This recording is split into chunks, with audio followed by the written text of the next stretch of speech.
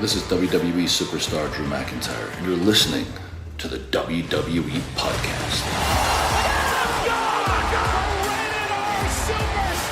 The champ is the one that everybody wants, me. It's going to WrestleMania. Claymore! Austin 316 says I just whipped your ass. This is my iron. You're going to acknowledge me. Good morning, good afternoon, good evening, hello, whatever time it is with you and wherever you are. Thank you for downloading this SmackDown review as part of the WWE podcast. As always, it's an absolute pleasure to have you listening along once again, and I am Amanda, your host of this SmackDown review. So before we get started on this week's main event, the SmackDown, let's talk Money in the Bank predictions. So, first of all, the women's match. I think it's going to be one of the new call-ups, so either Roxanne, Julia or Stephanie. Now, I think Roxanne is pretty much caught up with the Judgment Day angle, so probably not her. And my pick would be Stephanie. But honestly, I wouldn't mind any of them winning. I think this field is pretty awesome. Probably one of the strongest women's Money in the Bank matches we've ever had. I think Naomi would also be a fun pick. As Matt always said, the briefcase is a heel gimmick and Naomi is the ultimate heel at the moment, so that would be a fun pick too, but I'm going with Stephanie. The men's match I think is an absolute no-brainer. It's got to be Seth all the way, right? But a Roman return, who can stop Seth? Well, I guess in Roman we trust, so let's see. Becky versus Lyra, I think this is going to be a Becky win, but we're going to see a Bayley return. That brings us to the pointless tag match, which looks just like an absolute setup for a cash-in, possibly. Logan and Cena versus Jay and Cody. I don't think we're going to get a proper finish here, and I think there will be a cash-in plus plenty of shenanigans. So let's see how all that plays out. I do love it when the Money in the Bank briefcases come into play. I find it a really exciting concept, and I know that there's lots of reporting around that Triple H isn't a fan of the Money in the Bank contract, but I, for one, absolutely love it. So this is exciting for me. Oh, and how could I not mention the release of Truth and Carlito, Sad Times. Right, let's get to it and review the SmackDown that aired on June 6th from Bakersfield. And the only reason I know of Bakersfield, as we make a return to our occasional series places in America that I've heard of, is because I think it featured in an episode of The Big Bang where the guys were going to some kind of Comic-Con or something in Bakersfield and they get stuck out in the desert wearing their Star Trek uniforms. So that's a side. I think that was Bakersfield. Anyway, we start off tonight's show with Joe Test telling us that there's plenty of overlap in the rosters in this Money in the Bank weekend, so I guess that tells us pretty much everything we need to know about this episode. It's going to be a combination of the red brand and the blue brand. We get the arrivals as usual and a pretty tasty looking six-woman tag match tonight, which is the women's Money in the Bank competitors, so I think that should be pretty awesome. And we have Seth, speaking of brand overlaps, with his band of lackeys. That's Big Bronson Reed and Bron Breakker with Paul Heyman in tow. And they're up first, and they make their way straight to the ring. And I think they really need to change Seth's music. It isn't very heely to have the crowd singing your music so enthusiastically to then switch and be booing you the next second. It doesn't make a lot of sense. He has the mic in his hand and the crowd chant for CM Punk before he can speak, but finally he says tomorrow night he will take everything. He points up at the briefcase as if we didn't know what he was talking about. He says when he wins he will have absolute power and control over the entire industry. And now the crowd start chanting for the OTC. Seth says he can't hear you. He is away on the island of irrelevancy. And he says the power and control doesn't stop at Raw. It extends to SmackDown too. So they're here to deliver a message to anyone who stands in their way will suffer a horrible fate. He says just like Sammy, like Punk and like Roman Reigns. And they are all gone. He says that Roman Reigns isn't coming to save you, and he doesn't care about you, and he never has. But Seth has, and he says he's going to drag everyone here into the future for the good of the industry, and there's no one that can stop him. That brings out Solo, just JC and Fatu, and Joe Test says Raw's Power Thruple meet SmackDown's Power Thruple, which I thought was quite a funny line. Solo says, you said there's no one here to stop you, but they are standing there right now. Solo said it looks like Seth has a mini bloodline going on. He says to Bronson Reed, after everything we went through at War Games, now you side with Seth. And he says you even have yourself a wise man. Solo says tomorrow night he is climbing the ladder, getting the briefcase, and then the power will be all his. Seth asks him if he's threatened, and is it because Bron is the future of the industry, and he isn't. He says he should be worried that his own family would rather stab him in the back than have his back. Seth then goes on to try and wind up Fatu by calling him Solo's bitch, and he says it took a lot of guts for Solo to come out and face Seth. He says Solo is threatened by them, but he's more threatened by Fatu. We then get Fatu stepping up and facing off with Seth's gang, but Seth calls them off. At that moment, we have an attack from behind from Jimmy. He attacks JC. And that leaves Seth smiling. And I wonder if Jimmy is moving back to Solo's gang. I hope not, but also I hope so a little bit as well, because I think Jimmy is lacking a little bit of direction. So good opening tonight, and they mentioned Roman's name so many times that I feel like it's definite that Roman is appearing at Money in the Bank, because we know the rules in wrestling. You mention someone's name too many times and they appear. So I'm definitely thinking we're going to get Roman back tomorrow night, or tonight, whenever you're listening, to Money in the Bank. Our first in-ring action tonight is JC versus Jimmy. This one starts off with JC playing silly buggers, rolling out of the ring. But now we get to it, with JC taking the upper hand and outpowering Jimmy. But Jimmy fighting back with some Gunther-like chops. We have Solo at ringside getting into Jimmy's face and telling him at every opportunity that he can still come back to the group. JC pretty much in charge, but Jimmy keeps trying and hits a pretty impressive looking suicide dive over the top rope. The numbers game, though, proving to be a total distraction for Jimmy at ringside. Jimmy catches JC in a Samoan drop, which is pretty impressive, and manages to follow up with some great offense, but this one moves to a finish. Solo tries to distract Jimmy, and Fatu then gets up onto the apron. He's accidentally taken out by JC, allowing Jimmy to get the sneaky roll up on him for a surprise win. After the match, Fatu drops off, and it's looking more and more like this isn't going to last. I guess this is the start of Fatu leaving Solo, and I am completely here for that. Backstage now, we have Zelina, who bumps into Julia. She says she's worked her arse off to get the US title, and if she wants it, she will have to pry it from her lifeless body. Julia says she likes her confidence, so maybe does that rule Julia out of winning Money in the Bank and set up her and Zelina for the US title? Maybe.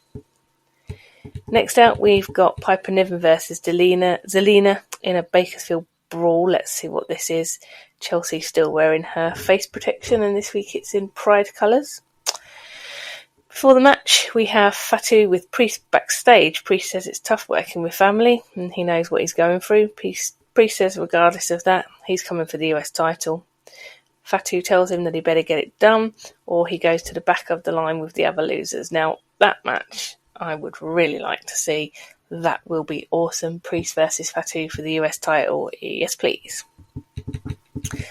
So back to this Bakersfield brawl. Zelina out to not much pop at all. And we're off with Wade telling us that the odds are massively in Piper's favour. Joe tells us it's no DQs, no countouts. So it's basically a no DQ match. Zelina with the kendo stick early on, going for a cover, but it's obviously way too early. A change in the way Zelina's matches normally go this week. She gets in early offense rather than getting her ass handed to her straight away. Doesn't last long as Piper Niven starts to take her apart. Zelina hits a super code red, and it has to be said, with a lot of help from Piper. I've never seen quite such a highly choreographed move in a long time. She goes for the cover, but it's broken up by Chelsea and Alba. Piper sets up Zelina on the table, but from the crowd, Julia appears, takes out Chelsea and Alba.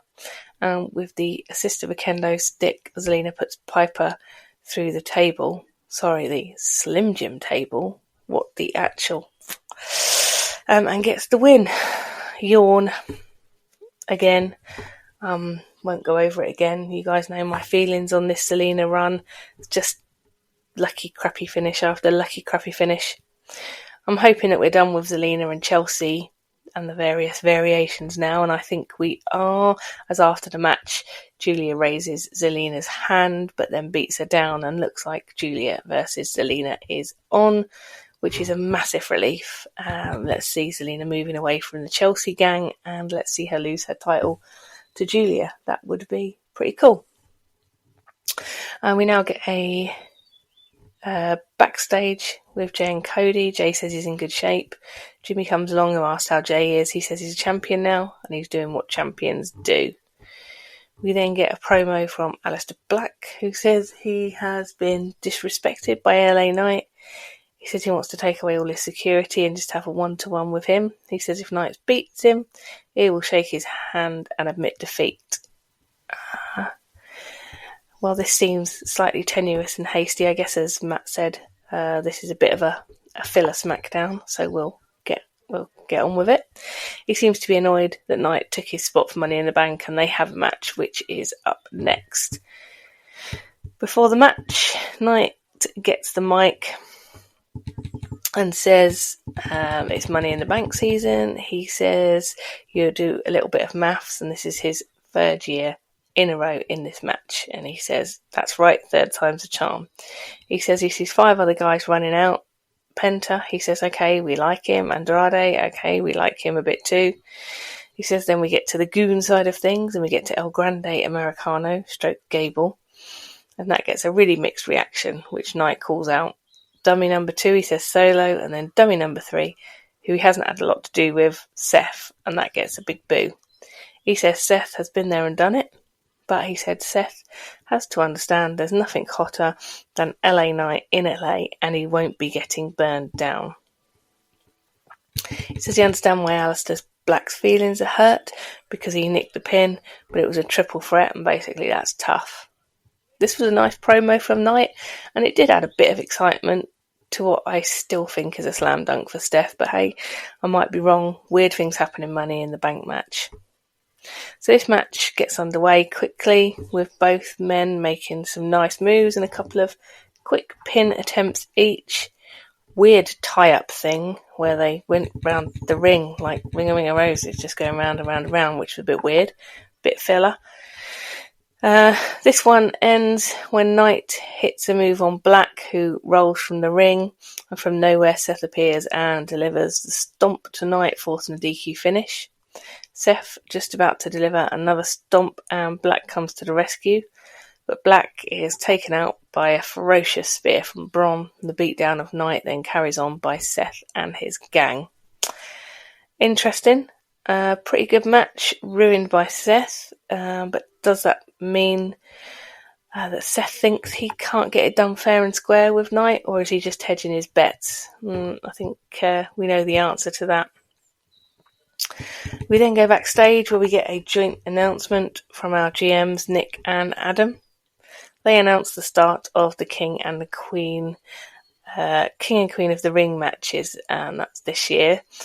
They have made it a bit more tasty by giving the respective winners a guaranteed title shot at SummerSlam. So that's going to be starting over the next few weeks, culminating in Riyadh, so one of the Saudi Arabia shows, where we'll get the winners, and then obviously the winners will go on for their challenges at SummerSlam. So that's pretty cool. We then go to Byron, who's got Jade Cargill with him. He asked how good it feels to be in the Queen of the Ring tournament. She says it feels great, and she will be the Queen of the Ring. He then asked where things stand between her and Bianca. We really want to know the answer to that question, but as is normal, Charlotte Flair turns up and we don't get the answer. She tells Jade that salt and sugar look the same, so either choose your friends wisely or don't have any. And as for the Queen of the Ring, she will be winning. We then get Tiffy, who eyeballs them, makes a snidey comment and heads to the ring. Charlotte and Jade would be decent. I wouldn't mind seeing that match. Potential final for Queen of the Ring in Saudi. That would be my early pick. We then get a promo from Legado del Fantasma, who say at Worlds Collide they will be removing the heart and soul of AAA, and Berto seems to be well back in the family there, which is probably for the best. Byron now has Chad Gable with him. He says, how confident is Chad in his title match tomorrow? He says he's high in confidence and he will win the AAA Mega Championship tomorrow.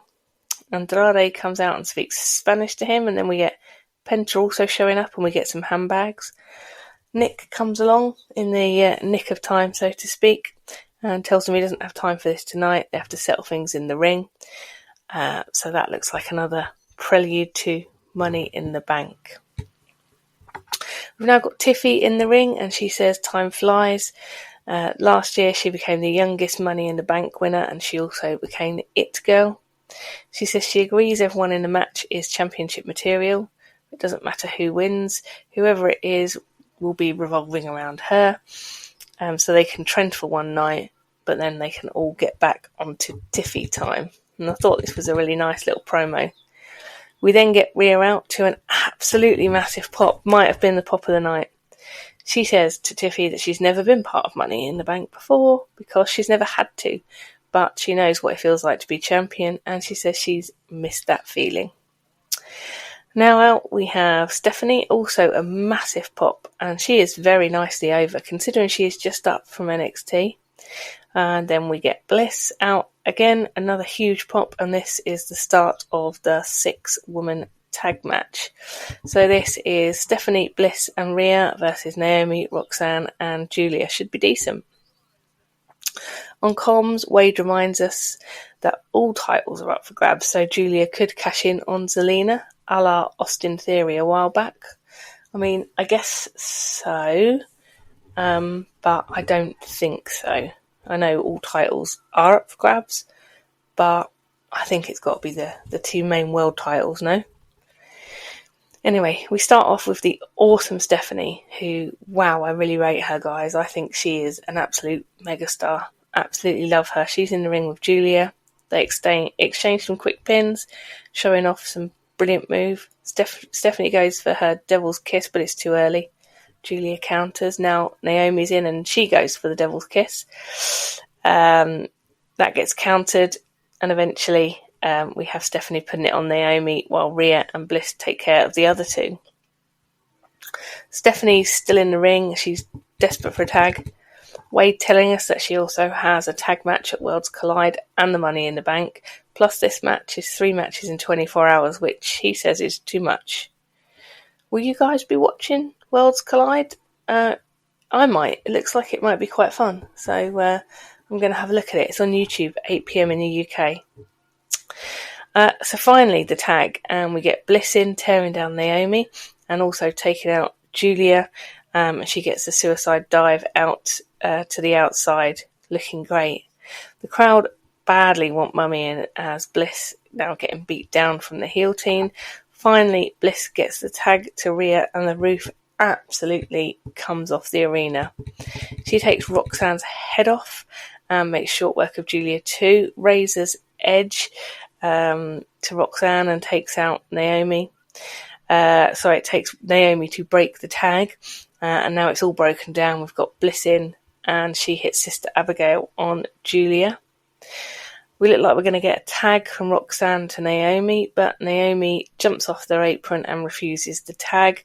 she's now in with the face team. So we get Rhea hitting Riptide and gets the win for the good guys. This was a great match.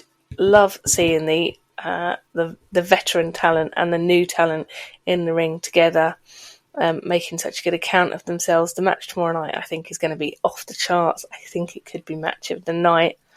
I still have Stephanie for the win, but like I said earlier in my intro, any of these women would be fantastic winners of the Money in the Bank briefcase. We now go backstage to Solo, who is giving another pep talk to JC. He asks Solo if he's sure that Fatu will follow him. He tells JC that Fatu is not all there, and he's basically all gas and no brains. And surprise, surprise, Fatu is just round the corner and then emerges once they move away. Looks like he heard everything. And I guess we are officially done with that alliance, which is great. Fatu will be an absolute beast on his own. And I think Fatu to screw Solo tomorrow night at Money in the Bank. I think we're going to have that spot where we have Solo possibly with his hands on the briefcase, ready to unhook it. And I think we're going to get Fatu come to the ring, absolutely destroy Solo, ruin his chances, walk away from the alliance, and then that can all start up. And I really look forward to seeing Fatu versus Solo, potentially SummerSlam, I guess. We then get a Wyatt 6 vignette, and we have Uncle Howdy talking about grief being a festering wound that continues to be ripped open. He says, you don't forget, you have to accept what can't be changed. He then somehow pivots and makes it all about the tag division, which was a bit weird, but he says he's watched the tag division and is the bond the teams have there unbreakable. He says they intend to test it. He says, yet again, they wanted to forget about them. He says they return not for nostalgia or closure, but to take what they are owed. He says their brotherhood will be tested and they won't be forgotten. So I think the intent from the Wyatt Six finally confirmed, as if we didn't really know where they were going. They want the titles. We then, off of the back of that vignette, we go to the whole rest of the tag division backstage. And they're all talking about how scared they are or not scared or however they feel. Prophets say we're all afraid. Let's forget about the titles for a while and work together to get rid of the Wyatts. They all argue about who will face the Wyatts, and Nick does his very best thinking face. And I'm seeing a multi-team match in the very near future. So whether that's multi-team amongst the rest of the division to figure out who's going to face the Wyatts, or is it multi-team including the Wyatts to get a number one contender, which I assume will be the Wyatts, and we'll have that storyline going forward. But anyway, exciting things happening in the tag division. I'm pleased that the Wyatt Six are back. Next up, we have Penta and Andrade versus the Creeds. And we kick off with Penta and Andrade attacking the Creeds pre-bell. We start properly, and we've got Andrade in with both Creeds, and he delivers running double knees over and over again. We've then got Penta in, continuing where Andrade left off. Some shenanigans ringside, and we have Gable trying to demask Penta, but Vikingo appears ringside and takes out Gable. Penta hits the Mexican Destroyer, and this one is over. A win for Penta and Andrade. Decent match, pretty quick, but guys, what a tag team these two could be, no? We get Seth out again with his heavies in tow. Looks like Seth is upping his odds of success in the match tomorrow by taking out all his rivals. This is good Healy stuff. Andrade and Penta getting beat down by Seth's gang, and the crowd cheer for CM Punk. Both guys are taken out, and a botch stomp by Seth, which I don't remember ever seeing Seth botching a stomp before. Better late than never, though. Once the beatdown is pretty much complete, we get the referees and officials out to break things up. I do wonder, so much effort has gone into this angle of Seth stacking the deck in his favour. Maybe Roman does stop him. Now that would be cool to nick a 9 from the recently departed Carlito. I would love to see Roman come in and completely ruin Seth's procession at Money in the Bank. Now Paul Heyman speaks and he says that he says they don't fear for the future because, like it or not, they are the future. He says he doesn't understand why they boo that. He says Seth told everyone this would happen. He said everything Seth says comes true. And that Seth is the vanguard of WWE. He says tomorrow night Seth becomes Mr. Money in the Bank. And then when he does, at his leisure, he will take the title and have all of the power. So we're just getting this message repeated over and over and over again tonight. And I don't know, it's getting repeated and rammed home so much. I'm just thinking something fishy's going to go on. Heyman is just about to go into his reigning, defending, blah, blah, blah, blah, blah bit when thankfully Cody's music hits to save us from another diatribe. Seth holds back his lackeys when Cody gets into the ring. Seth and Cody face off very briefly, and before anything can happen, Jay comes to the ring. We then go for a weirdly timed ad break. When we get back from that ad break, Seth and his gang have left and they're nowhere to be seen. And we have Jay and Cody in the centre of the ring. As per, and as we discussed last week, this catchphrase is going nowhere. Cody asks Bakersfield what they want to talk about, and he says Money in the Bank, or talk about their opponents, John Cena and Logan Paul, who get booed really heavily. He said last week they called Cody desperate and a tryhard, and he says that was bold from Cena. He says desperate is Mania 41 and throwing away 20 years of goodwill just so he can break a record. We get Cena out, and the crowd can't seem to make up their mind if they want to boo him or cheer him. While Cena is getting his extra entrance from the ring announcer guy, we get Logan Paul sneak attacking Jay from behind. Then we get Cena using the title to take Cody out. Paul hits the pulverizer and they continue to beat them down. Defenseless, Cody and Jay down in the ring. Cena says, take a good look. No one is coming to save you. He says he's been telling us this for half a year. He says the dream of what the WWE is ruined. This is the future. The future is that he takes this title home as the last real champion. And the moment maker, Logan Paul, has Jay's title. They both stand in the ring and hold those titles up, and the crowd chants Logan sucks as Cena hits the AA on Cody and Logan knocks Jay out with his famous titanium fist. The crowd chants we want truth, and Cena says you can't handle the truth. He calls the crowd pathetic liars, cheering for truth, and Cena says this is why you are all losers. So that's how we end tonight's episode. That goes off. We go off the air with those two idiots standing in the ring with the titles. Thought it was a nice swerve by Cena on the truth stuff. That was obviously on the hoof, adding that into his promo. And who is coming to save the day here? A returning KO?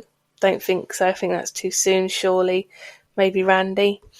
Anyway, Saturday is shaping up to be pretty awesome for us wrestling fans. As for tonight's show, as expected, pretty much a placeholder, as everything is already set for Money in the Bank. But a couple of nice new angles, some potential thoughts of programs going ahead onto SummerSlam, and some good developments.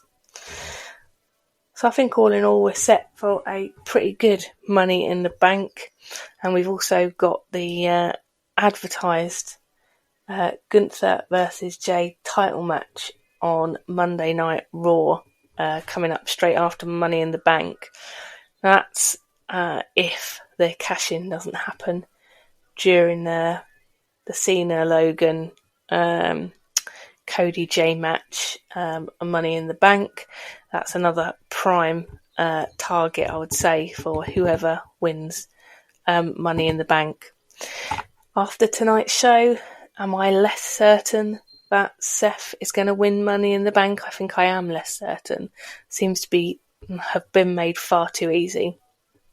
And what I think we might get is several interferences coming in to try and put things right. Also, where's Brock? Is he ever coming back, or is he disgraced? not really keeping up with all what's happening. But I'm wondering if maybe that's an option. Maybe I'm just being optimistic. I love a return.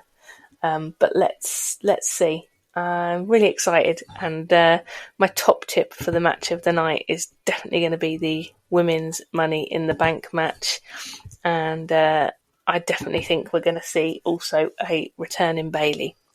So I'll be interested to report back next week and see where we are, see how things have changed, and see if we can continue speculating then about all the potential cash-ins that we might get off the back of the winning of the Money in the Bank briefcases.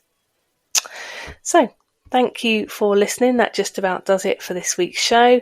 As always, thank you for having me in your ears. And remember, until next time, be kind. Thanks for listening to the WWE Podcast. Don't forget to subscribe on your favorite podcast app so you don't miss a show, or head to WWEpodcast.com.